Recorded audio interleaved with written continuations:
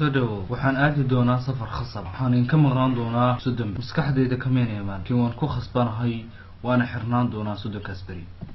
ii waran soo ballantii ma haysid dhexdeena ahayd maxaad u diyaariseen Ramadaan soo kuma jirtaan ballankii dhexdeena yaalay inaan ummadda muslimiinta aan ka dhigno kuwa khaasiriin oo khasaara bisha Ramadaanka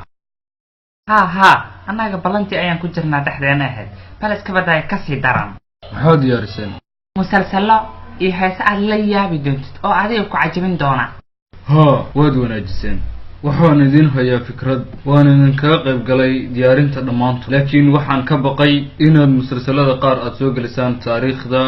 muslimiinta taariikh ka hadlaysa saxaabi ama taariikh ka hadlaysa siyaasadda iyo khulafaa raashidiintii ama taariikh ka hadlaysa dagaaladii muslimiinta ay galeen haye